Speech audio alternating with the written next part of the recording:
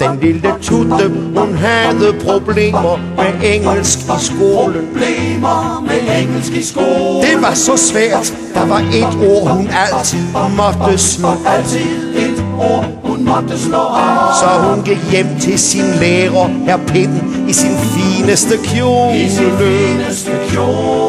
Og sagde: Lær mig, herr Pind, hvad betyder lollipop? Kom du bare ind, sagde den venlige herr Pind. Lollipop, det betyder slikkepind. Luk munden op og put slikkepinden ind. Slikke, sutte, bide er noget vi kan lide. Og hvis du bliver ved, er der noget lækkert indeni. Hun var så dygtig og fik sin eksamen med topkarakter. Så hun gik op til en sagførerkop for at få sig et job. Han spurgte: hvad kan en veldrejet pige som dig mon præstere? Hun sagde: jeg taler engelsk, prøv at høre.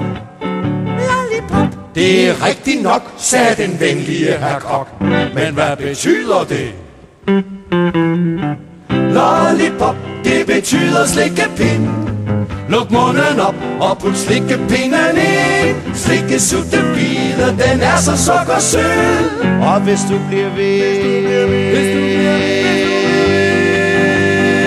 så bliver den lille varm og blød. Og sådan fik hun en stor karriere. Hun vidste alt om den lille slikkepind.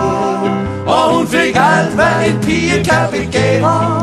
Fordi hun vidste, hvordan skulle puttes ind på. Så lyt og lær af de ord, kære piger.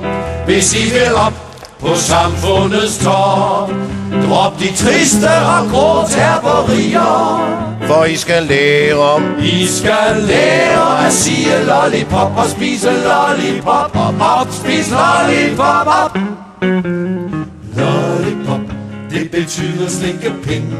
Luk munden op og put slikkepinden ind. Slikke, sutte, bide, den er en lille strik. og hvis I bliver ved, så skal I få så meget lollipop. Oh ja, ja, ja. Tja, tja, tja.